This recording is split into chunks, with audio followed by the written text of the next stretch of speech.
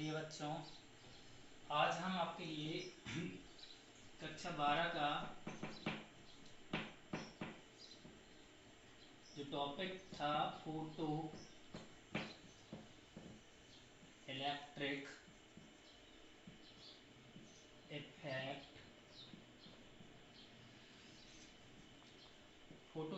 Effect इसमें जो हमने आपको वीडियो जहाँ तक बता दी थी उसके आगे हम आपको बताने जा रहे हैं। ये पार्ट 2 है प्रकाश वैद्युत प्रभाव का, जिसमें हमने पिछली क्लास में आपको सबसे पहला टॉपिक दोहरी प्रकृति के बारे में बताया था। विकिरणों की दोहरी प्रकृति क्या होती है, एक बार शॉर्ट में रिवीजन करें अगर हम तेजी के साथ। तो दोहरी प्रकृति हमने बता दिया था कि विकिरण की जनरली दो प्रकृति होती है। नंबर एक कण प्रकृति, नंबर एक तरंग प्रकृति, नंबर दो कण प्रकृति। तरंग प्रकृति क्या होती है, जिसमें बहुत सारी घटनाओं में प्रकाश तरंग की तरह कार्य करता है, तो बहुत सारी घटनाओं में प्रकाश कण की तरह कार्य करता है। तरंग की तरह कार्य प्रकाश का व्यतिकरण, विवर्तन आदि में करता है, जबकि कण की तरह प्रकाश वैद्युत प्रभाव, क्वांटम प्रभाव आदि में प्रकाश कण की तरह व्यवहार करता है। इसी गुण को हम क्या कहते हैं, ड्यूअल नेचर ऑफ लाइट, अर्थात प्रकाश की दोहरी प्रकृति। इसके बाद फिर हमने आपको प्रकाश वैद्युत प्रभाव, तो प्रकाश वैद्युत प्रभाव क्या होता है हमने बता दिया था। जनरली प्रकाश वैद्युत प्रभाव अर्थात जब किसी धातु की प्लेट पर एक निश्चित आवृत्ति अथवा उससे अधिक आवृत्ति का प्रकाश आपतित होता है, तो धातु की सतह से क्या होते हैं, इलेक्ट्रॉन बाहर निकलने लगते हैं। इसी घटना को हम क्या कहते हैं, प्रकाश वैद्युत प्रभाव। अर्थात निश्चित आवृत्ति से अधिक आवृत्ति का प्रकाश जब धातु की सतह पर आपतित होता है तो उससे इलेक्ट्रॉन निकलने लगते हैं। इसी घटना को हम प्रकाश वैद्युत प्रभाव अथवा प्रकाश वैद्युत उत्सर्जन भी कहते हैं। इसके बाद प्रकाश वैद्युत प्रभाव के बाद हमने आपको कारफलन के बारे में बताया था। कारफलन अर्थात अगर हम कारफलन, दहली आवृत्ति, दहली तरंग दैर्घ्य, ये हम सब आपको बता चुके थे, जिसमें कारफलन एक न्यूनतम ऊर्जा होती है, अर्थात वह न्यूनतम ऊर्जा जो धातु की सतह से या धातु की प्लेट से इलेक्ट्रॉन उत्सर्जित कर देती है। इसी प्रकार से वह न्यूनतम आवृत्ति जो धातु की प्लेट से इलेक्ट्रॉनों को बाहर निकाल लाती है, दहली आवृत्ति अथवा इसके दूसरे नाम दहली आवृत्ति, संस्तब्ध आवृत्ति अथवा cut off frequency, threshold frequency भी इसे इंग्लिश में बोला जाता है। इसके बाद दहली तरंग दैर्घ्य, तो दहली तरंग दैर्घ्य हमने आपको बता दिया था, वह अधिकतम तरंग दैर्घ्य जिसकी सहायता से धातु की सतह से इलेक्ट्रॉन बाहर आने लगते हैं, क्या कहलाती है, दहली तरंग दैर्घ्य। तो संस्तब्ध तरंग दैर्घ्य कहलाती है। दहली तरंग दैर्घ्य को हम लैम्डा जीरो से, दहली आवृत्ति को हम न्यू जीरो से और कारफलन को डब्लू या फाई से व्यक्त किया जाता है। कारफलन का मात्रक जूल अथवा इलेक्ट्रॉन वोल्ट होता है।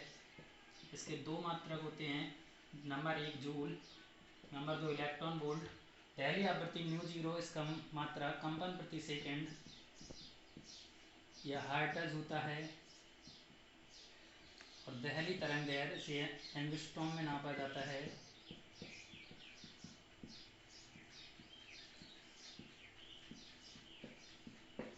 और कारफलन का मान विभिन्न धातुओं के लिए अलग अलग होते हैं। इतनी चीजें हम आपको पिछले वीडियो में बता चुके थे। इसके बाद आज का टॉपिक हमारा जो है प्रकाश वैद्युत उत्सर्जन के नियम।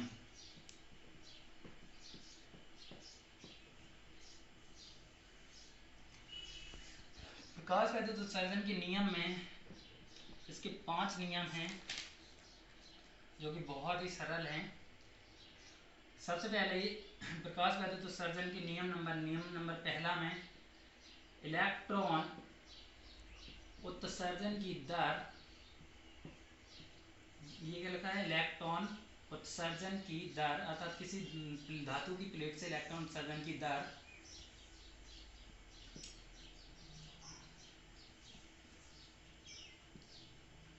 आपतित प्रकाश की तीव्रता यानी हम आपको बता रहे थे प्रकाश गति उत्सर्जन नियम का पहला नियम, इलेक्ट्रॉन उत्सर्जन की दर आपतित प्रकाश की तीव्रता के समानुपाती होता है।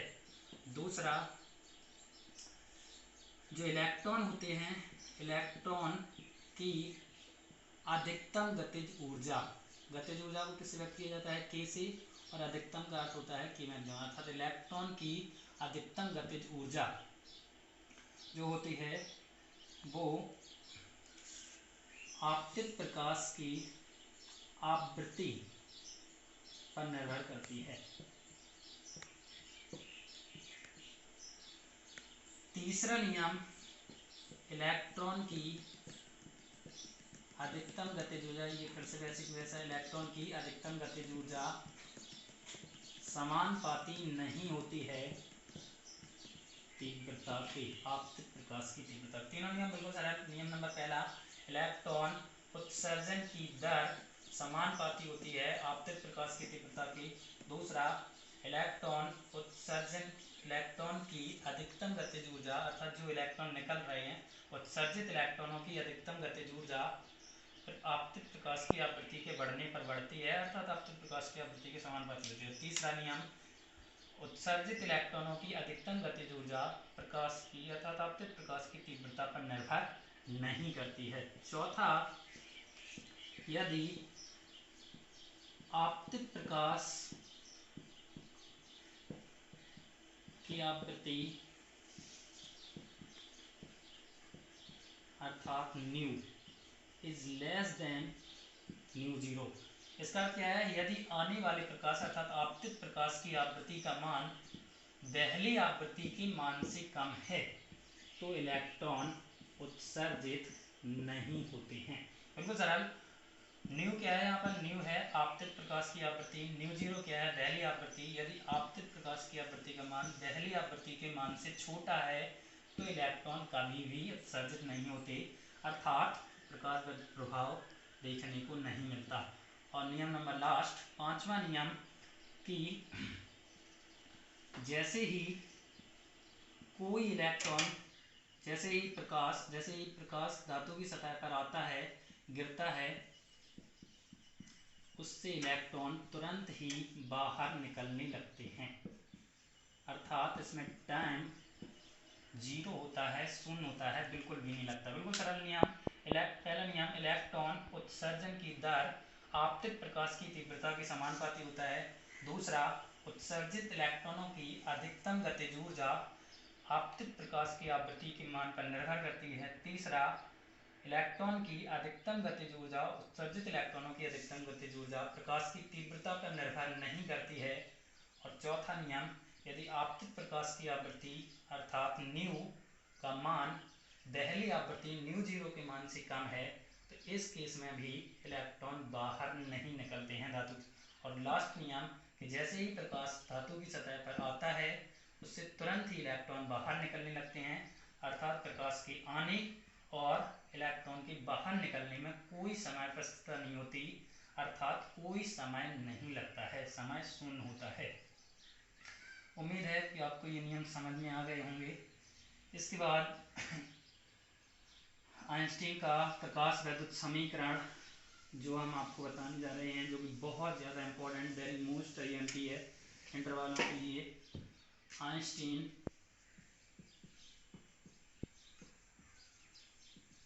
प्रकाश वैद्युत समीकरण वेरी मोस्ट आईएमपी। सबसे पहले आइंस्टीन का जो प्रकाश वैद्युत समीकरण होता है उसकी व्याख्या हम क्वांटम सिद्धांत के आधार पर करते हैं।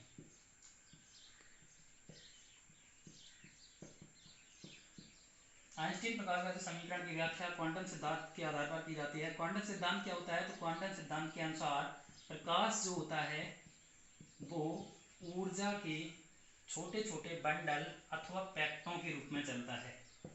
किसके रूप में चलता है, बंडलों या पैकेटों के रूप में, जिन्हें हम क्या कहते हैं, फोटोन कहते हैं, या फिर इनका दूसरा नाम क्वांटा भी होता है। आइंस्टीन प्रकाश गति समीकरण बता रहे थे, जिसकी व्याख्या किसके आधार पर करते हैं, क्वांटम सिद्धांत के आधार पर। क्वांटम सिद्धांत क्या होता है कि इसके अनुसार प्रकाश ऊर्जा के छोटे छोटे बंडलों अथवा पैकेटों के रूप में चलता है, जिन्हें हम क्या कहते हैं, फोटोन अथवा क्वांटा। प्रत्येक फोटोन की जो ऊर्जा होती है वो कितनी होती है, एच न्यू। पिछले क्लास में हम आपको बता चुके थे, जहां एच क्या होता है, एच प्लांक नियतांक होता है, जिसका मान कितना होता है 6.6 into 10 to the power minus के 34 जूल सेकेंड। न्यू यहाँ पर आपतित प्रकाश की आवृत्ति है, और इसके बारे में भी हम आपको बता चुके हैं, इसका मात्रक क्या होता है, हर्ट्ज। इसके बाद हम आपको नियम की स्टार्टिंग करें तो ये आपको याद ही हो गया होगा। इसके बाद नियम समीकरण में क्या होता है, सबसे पहले कि जब एच न्यू ऊर्जा का कोई फोटोन धातु की सतह से, अर्थात ये धातु की सतह का यहाँ प्लेट लगाएं, जब एच न्यू ऊर्जा का कोई जो फोटोन होता है, जब वो प्लेट पर आपतित होता है, तो वो अपनी समस्त ऊर्जा प्लेट में उपस्थित किसी एक इलेक्ट्रॉन को दे देता है। और जब किसी एक इलेक्ट्रॉन को दे देता है तो इससे क्या होता है कि इलेक्ट्रॉन क्या करता है, इस ऊर्जा को लेता, इस इलेक्ट्रॉन इस ऊर्जा को लेता है और धातु की सतह से बाहर निकलता है। जैसा कि आपको पता है, जैसे कि फोटोन के यहाँ से ऊर्जा कितनी आ रही थी, आपतित आने वाली ऊर्जा कितनी थी, एच न्यू। इसके बाद ये ऊर्जा दो कामों में बढ़ती है। हमने क्या बताया आपको कि जब एच न्यू ऊर्जा का फोटोन धातु की प्लेट पर आता है तो वो क्या करता है कि वो अपनी सारी ऊर्जा प्लेट में उपस्थित किसी एक इलेक्ट्रॉन को दे देता है। इलेक्ट्रॉन इस ऊर्जा का जो आने वाली ऊर्जा है उसका भाग दो भागों में खर्च करता है। यानी सबसे पहला एक भाग कि धातु की सतह से बाहर निकलता है, और जब धातु की सतह से बाहर निकलता है तो बाहर निकलने में जो ऊर्जा खर्च होती है उसे हम क्या कहते हैं, W, अर्थात वर्क फंक्शन, कार्य फलन, जो हम पहले बता चुके हैं। इसके बाद शेष ऊर्जा, जो ऊर्जा बचती है, उसके साथ ये क्या करता है, गति करता है। और जब गति करता है तो इसके पास कौन सी ऊर्जा आती है, गतिज ऊर्जा, जिसे हमने यहाँ पर काइनेटिक एनर्जी मान लिया है। अर्थात आने वाली ऊर्जा कितनी थी, एच न्यू, जो दो में खर्च हुई। एक तो इलेक्ट्रॉन को बाहर निकलने में जो ऊर्जा खर्च होती है उसे क्या कहा जाता है, कार्य फलन, W। और जब वो बाहर निकल जाता है उसके बाद वो स्पीड से दौड़ता है तो उसमें खर्च होती है वो उसकी गतिज ऊर्जा, तो E की। इसके बाद हम एच न्यू माइनस W बराबर लिख सकते हैं E के, या फिर एक फॉर्मूला हम आपको बता चुके थे, W बराबर सूत्र होता है एच न्यू जीरो। कार्य फलन का सूत्र पिछले वीडियो में आपको हम बता चुके हैं कि W बराबर एच न्यू जीरो, यहाँ पर क्या है, दहली आवृत्ति। तो हम यहाँ वैल्यू रख देंगे, तो H new minus H mu zero बराबर ई के, ये एच यहाँ से कॉमन कर लेंगे, तो न्यू माइनस न्यू जीरो बराबर ई के। या फिर अब चूंकि इलेक्ट्रॉन जब दौड़ता है तो या इलेक्ट्रॉन यहाँ से गति करता है, तो उसके बाद इलेक्ट्रॉन के पास क्या रहता है, बहुत ज़्यादा वेग होता है, अधिकतम वेग लेकर ये दौड़ता है। यदि इलेक्ट्रॉन का वेग कितना हो, यदि वेग कितना हो, v मैक्सिमम, अधिकतम वेग से जाएगा ये, और इसका द्रव्यमान कितना हो, m, तब इसकी गतिज ऊर्जा k बराबर कितनी होगी, half m v square maximum. अतः इस इक्वेशन समीकरण 1 में हम रख देंगे h new minus mu zero बराबर 1/2 m v स्क्वायर मैक्सिमम। ये भी आपका आंसर ही है एक प्रकार का। इसके बाद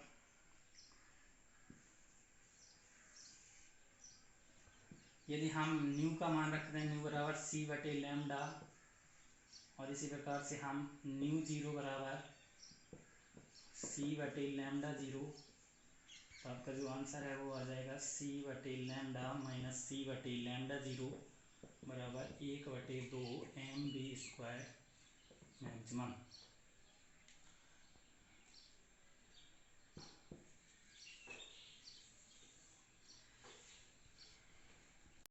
तो हम आपको आंसर बता चुके हैं कि आइंस्टीन प्रकाश गति समीकरण जो बहुत इंपॉर्टेंट भी है और आप लोगों को याद हो गया, एक बार फिर से बता दें कि जब आइंस्टीन की प्रकाशगत समीकरण की व्याख्या हम किसके आधार पर करते हैं, क्वांटम सिद्धांत के आधार पर।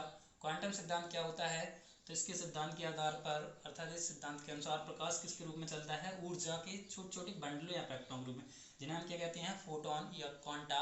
और फोटोन क्या होता है, हम बता चुके हैं आपको। इसका फोटोन की ऊर्जा कितनी होती है, एच न्यू, जहाँ एच क्या होता है, प्लांक नियतांक, जिसका मान कितना होता है 6.6 × 10⁻⁴ जूल सेकंड, और न्यू आपतित प्रकाश की आवृत्ति। अर्थात जब एच न्यू ऊर्जा का कोई फोटोन धातु की सतह पर आपतित होता है, तो धातु की सतह से क्या होता है, तो वो अपनी समस्त ऊर्जा, अर्थात फोटोन जो होता है वो अपनी समस्त ऊर्जा प्लेट में उपस्थित या धातु में उपस्थित किसी एक इलेक्ट्रॉन को दे देता है और उसको स्वयं का अस्तित्व समाप्त हो जाता है। इसके बाद यह इलेक्ट्रॉन इस ऊर्जा को दो रूपों में खर्च करता है। पहला, धातु की सतह से बाहर निकलने में, जिसे हम कार्य फलन W बोलते हैं, और कुछ ऊर्जा अपने आप को गति देने में अर्थात गति प्रदान करने में, जिसे हम क्या कहते हैं, EK अर्थात गतिज ऊर्जा। अर्थात जब हम W को इस साइड ले आएंगे तो H L new minus W बराबर हो जाएगा EK। W बराबर एक फॉर्मूला हम आपको बता चुके थे, एच न्यू जीरो, जहाँ न्यू जीरो क्या होता है, दहलीय आवृत्ति, संस्तुत आवृत्ति। तो ये वैल्यू रखेंगे तो H new minus H mu zero बराबर EK। यहाँ से हम H कॉमन कर लेंगे तो न्यू माइनस न्यू जीरो बराबर EK। यदि इलेक्ट्रॉन जो निकल रहा है उसका वेग कितना हो, अधिकतम वेग लेकर, चूंकि वो अधिकतम गतिज ऊर्जा से जाएगा तो उसका वेग कितना होगा, अधिकतम V मैक्सिमम, द्रव्यमान कितना हो m। तो हम गतिज ऊर्जा का एक सिंपली फॉर्मूला जानते हैं, K बराबर हाफ mv² मैक्सिमम। तो H new minus mu zero बराबर 1/2 mv² मैक्सिमम। यही आइंस्टीन प्रकाश वैद्युत समीकरण होता है, जो कि आप लोगों को बिल्कुल क्लियर होना चाहिए, क्योंकि आइंस्टीन ने तीन समीकरण है। द्रव्यमान ऊर्जा समीकरण जो होता है उनका, द्रव्यमान ऊर्जा समीकरण E बराबर mc² होता है। सापेक्षता समीकरण,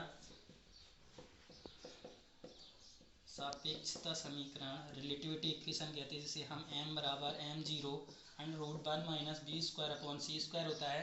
और जो प्रकाश वैद्युत समीकरण जो हम आपको बता रहे हैं वो क्या होता है, h new minus mu zero बराबर 1/2 mv² मैक्सिमम। यदि न्यू बराबर हम c/λ, न्यू जीरो बराबर c/λ0, तो ये वैल्यू रखेंगे तो h c/λ माइनस c/λ0 बराबर 1/2 mv² मैक्सिमम। अतः यही आपका आंसर है, यहीं तक आपको पेपर में करके आना है। और जैसा कि अब इस वीडियो को ये यहाँ तक बिल्कुल क्लियर हो गया होगा, अगले वीडियो में हम आपसे इसके आगे और लेकर आएंगे, जिसमें आप तो सभी लोग जो कक्षा 12 के हैं वो वीडियो को देखें, लाइक करें, शेयर करें, सब्सक्राइब करें। धन्यवाद।